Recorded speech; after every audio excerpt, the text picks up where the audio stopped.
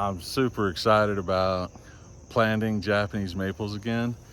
I know here on this channel in Oklahoma, when we lived in Oklahoma, the start of this channel was because of my Japanese maple garden.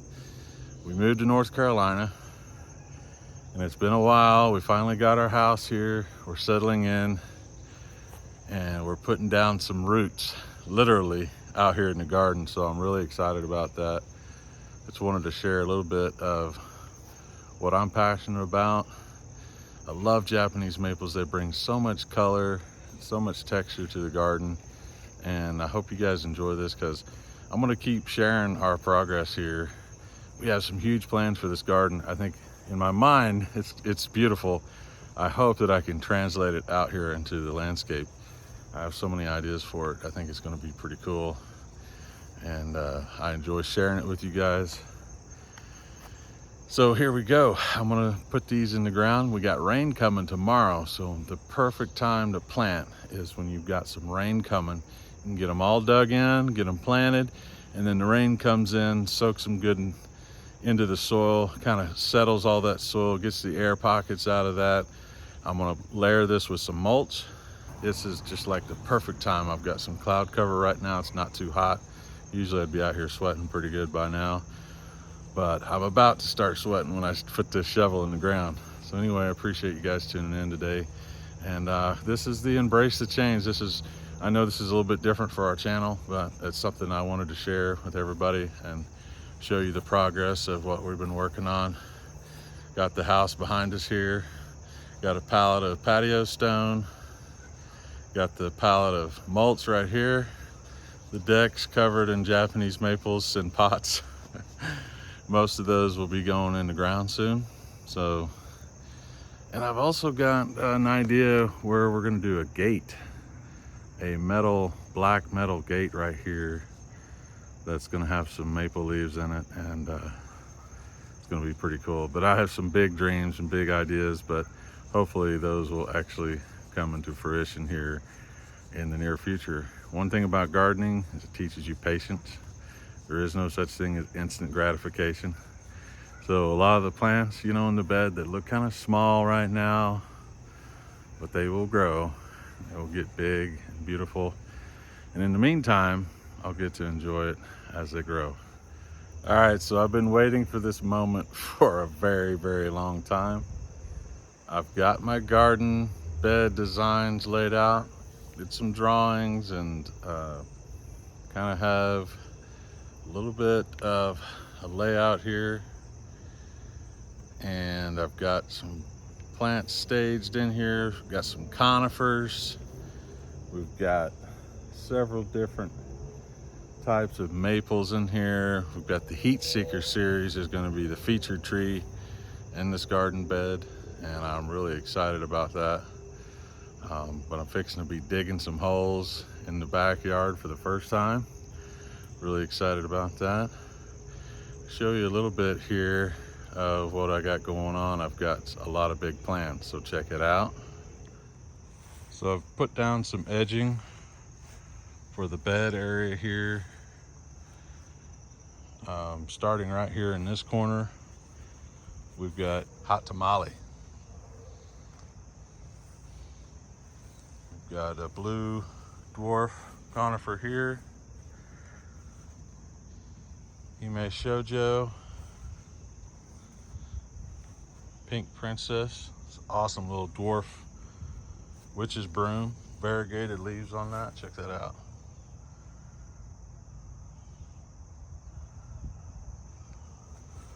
Thought it would pair up nicely with that red Hime Shoujo there. We've got some Goldilocks back here. Mila in the back. It'll be coming out of that pot. I've just decided this is going to be the perfect backdrop tree right here in the back of this bed. This is John Tuevon. Comes out in the spring super purple red.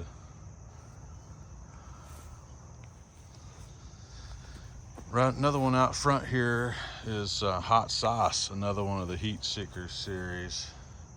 It's gonna be a red upright. So kind of the theme of this bed is to be, we've got over here in the far corner is hot tamale. And we've got hot sauce here. And then we've got hot blonde right here. A couple other things in the bed. We've got a snow sprite right here. We've got a weeping dissectum asaki right here. That needs to be moved back a little bit. Now this one I can't remember the name of, but nice little conifer here. Hime Goyomatsu.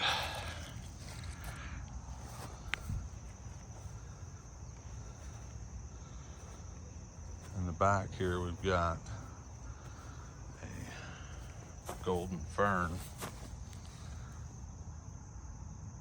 Sanoki cypress, golden fern. We got right here Acer Sirisolinum Gloria. Love the red colors on this, the leaf shape. Super cool.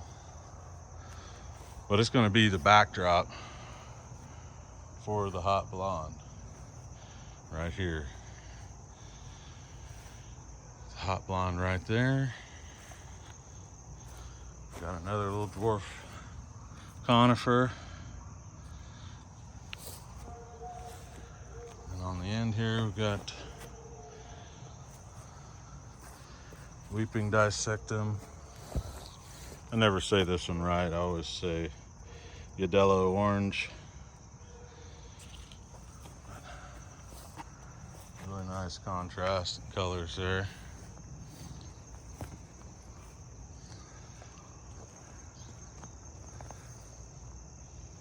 So I've got, this is the full sun garden bed right here, featuring the Heat Seeker series. Hot blonde out front, hot sauce, and then hot tamale. This is the very first Japanese maple going in the ground in the backyard. This is awesome. I've got one of my all-time favorites, a Mr. Maple introduction here. We've got Acer olivarianum, hot blonde. What an amazing plant. This is part of the Heat Seeker series. This thing can handle any amount of sun you can throw at it. Awesome plant. Beautiful yellow to orange in the spring, and just absolutely stunning fall colors on this too. It's a very vibrant pink red in the fall, super yellow in the summer. Just a great plant out here. I'm super excited. But one thing I wanted to talk about is when you're planting Japanese maples, you want to make sure that you don't plant it too deep. So part of that process is to make sure that the root flare of the plant is exposed. We'll talk about this for just a little bit here. Just kind of give you an idea of what I'm talking about. So even when you get this in a nursery pot, you want to make sure that you pull back this topsoil here and get it where you can see where that root flare is at the top. You don't want to bury that under the ground. Right here we have the graft. So this is the rootstock from here up. So you don't want to bury that under the ground. You want that to be exposed as much as you possibly can. And you don't really have to disturb the root ball as much either, especially this time of year. Now if this was completely dormant, you could kind of break this root ball up, but it's not necessary on that. But so we're gonna take this out here.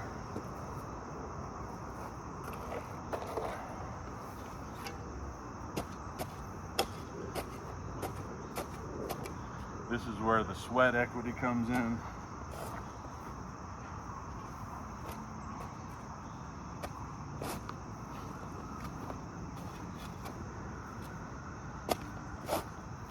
I just start with a hole that's about twice the size, maybe 3 times the size of the root ball.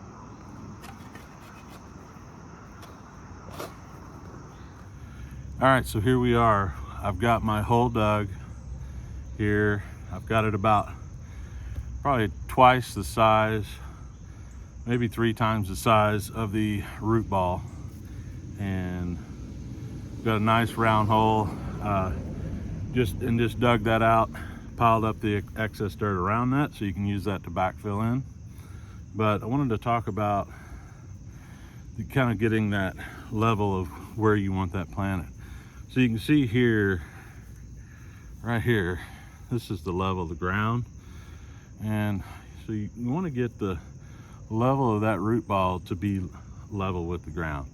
Now, if you have poor drainage soil, you can elevate that some too, which helps with that drainage. So it's not sitting in kind of a bowl of water. You can kind of bring that up, elevate that up above the ground level, and use the soil and mulch around that to kind of create its own new soil structure. But right here, we're pretty good in this drainage of soil here, and so I feel like we're going to try to get this just slightly above ground level and try to make sure we don't plant this too deeply. So we're going to just kind of push that down in there,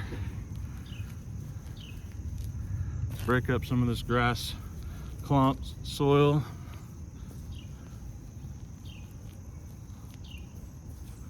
Really, you know, Japanese maples are very easy to grow. A lot of times people get a little bit worried about what it takes to grow a Japanese maple, but in all reality, they're pretty strong and hardy plants. So I don't think it's as difficult as most people think. But the key, probably the number one thing to the success of growing Japanese maples is how they're planted. And so we definitely want to make sure we're in good soil. We want to make sure it's not planted too deeply, and that we've got it in the right location. I don't know if it comes across on the camera here, but you can see still a little bit of that root ball exposed here at the top, because you want that flare to be right there at the top. You don't want that buried underneath the ground. And then you can mulch around this to give it some protection from the sun, help with moisture control and heat. And so there we go. I think we've got that all in place. So I'll grab the camera here and change the angle, kind of show you exactly what I set up here. Hey guys, so one of the things I wanted to mention earlier that I forgot to mention is I like to dig the hole a little deeper than what you would actually plant it in, and then backfill it with the soil that's broken up. And the reason I like to do that is sometimes the soil in the ground is so hardly compacted that the roots take a lot longer to be able to grow through it. And so if you can kind of break up that bottom of the hole with some nice decompacted soil, the roots will set in a lot quicker and get established a little bit more, as it gives more soil for it to grow into, and instead of trying to grow into the hard compacted soil around it. So right now I've got this absolutely beautiful lace leaf Japanese maple, Yadello orange.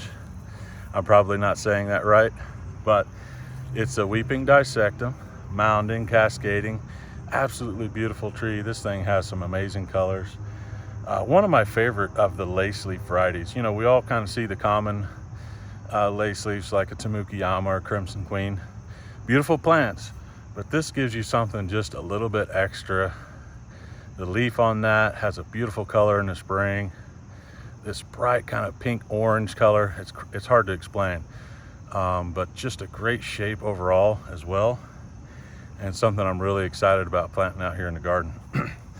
But again, I want to reiterate, the key for all Japanese maples and their success is start right here when you're planting it. So like I said, just some extra little tips about dig the hole a little deeper than you plan to plant it, break up that soil so you've got a nice soil that you can plant that down into. It gives those roots some soil that's a little easier to reach out into and get established. And then make sure you plant that at the soil level where you're not planting it too deeply. What I always like doing too is I always pile the dirt that I dug out of the hole up around it so I can use that to backfill in.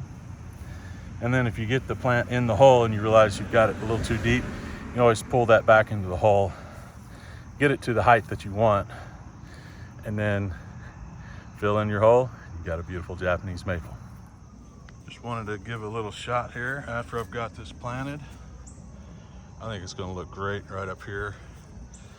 It's really going to stand out against the privacy fence behind. Going to really make that color pop on that. Just an absolutely beautiful Japanese maple. One of my favorite of the lace leaf varieties. All right guys, so I'm getting down here and dirty in the soil here, but now I've got another great plant that I always am drawn to. When I try to think of adding conifers to my plants, I'm always drawn to the Pinus parviflora, which is like a Japanese white pine. There's a lot of great cultivars on that. Right now we're doing Hime Goyo Matsu, a great little dwarf white pine. Really excited about these plants. They add so much texture and color to the garden, and you kind of get that evergreen appeal. Now, one of the things I wanted to show while I'm down here up close is I just pulled this out of the nursery pot. Looks like it's got a great root ball, good root system going on here. But as with all plants, you have to make sure that you're not planting them too deep. And so I wanted to show you with this one here. As you can see, this is where the soil level was in the nursery pot. But quickly, by investigating, you can pull the top of this off and you will see that inside and planted too deeply is the trunk on this. Now, you want to try to get down where you can find the root flare to this plant. And just wanted to show here, because this is a great example of how this happens. And as you can see, I pulled off quite a bit of soil off of that top, and you can see where it was planted right here, this dark spot is. So it was planted about an inch too deep under the soil. So it's always good to look at that and pull that soil back to expose that root flare, get it back to its original root flare where the root system begins, so you're not burying that trunk too much into the ground. And that's super important for the success of just about any plant that you plant. Now, a lot of plants are rooted cuttings, there's a lot of different things like that, but when you're talking about grafted cultivars, it's even more important to make sure that you're not burying that graft, you're not burying that root system, the trunk in there, because it's going to lead to further problems with the health of the plant when it's buried too deeply. So like I said, this was just a perfect example. Is one of the reasons why I wanted to showcase this, as to why you want to check that soil level and make sure that it's not planted too deeply, even in the nursery pot. So we're gonna, now that we have that discovered, got that soil pulled back, we're gonna plant this here in the ground, and it's gonna grow up to be a fine, healthy tree. All right, so that's all for this evening. It's starting to get a little dark out. I better hurry up. I've got a lot of plants left to plant, get in the ground here, because the rain's coming tomorrow. But I had to get on here and share this with you guys. I hope this has been informative and help you in confidence in planting your plants out in your landscape. And I'll be continuing this video series and just kind of giving some follow-up and progression of my garden here in North Carolina. And I'm excited to share it with you guys. So we'll see you next time.